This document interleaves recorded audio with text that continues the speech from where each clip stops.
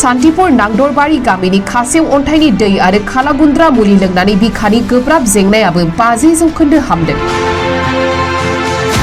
चिरां जिल्लानि सिङाव थानाय सान्तिपुर नांदरबारि गामियाव खासेव अन्थाइनि दै आरो खालागुन्द्रा मुलि हरनाया दासान्दि सोलिगासिनो दं।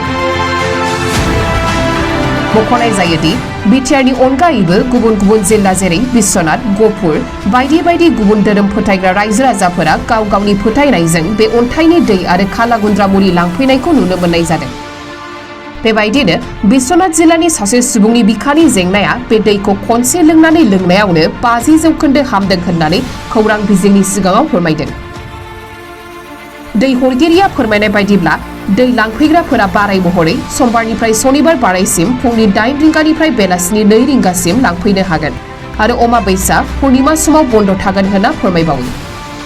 जायफोरा थोंजों रायज्लायहरनो गोसो बिथांमोनहा नैबे 9233066308 आरो 9531169850 फन नाम्बाराव कलबो खालामनो हागोन होनना फोरमायो।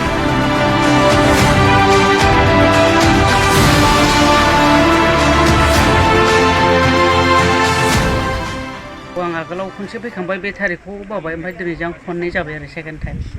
प्रथम लांनायावनो आङो बे आइ हरनाय मुलिखौ फुङाव जाबाय भगबाननियाव गाबज्रिनानै बिनि उनाव 12थासोनिफ्रायनो नैबे गोदोनायाव सानाय उदै सानाय बे गैया आरो ओमफ्राय दा आंनियावबो हान्थुआव सानाय बाखि दङ बेखौ आं प्रमान मोनो दा लांनो फैबोदों आरो।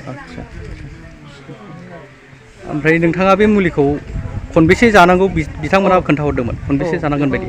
फुङाव सानसुआव मोनाबिलियाव खनथाम जानांगौ होनना खनसे। आंनि मुङा माइनाव बसुमतारी। नोंथाङा तामुलपुरनिफ्राय फैदों आङो। तामुलपुरनिफ्राय ना? मोजां मोनदों, सानाय सुनाय एसे मोजां मोनदों आरो गन्थंनि साइनिसफोराबो स्रां मोनदों। मेगनावबो एसे गाज्रि जानाया मोजां साफा जादों आरो। आंनोथ' एसे सानाय सुनाय जादों बेफोरो एसे साफाबो मोनदों। बेखौ सानाय सुनायाव हथात सानायफोराव नाख्लायना लाबा सान्थि मोनखादो।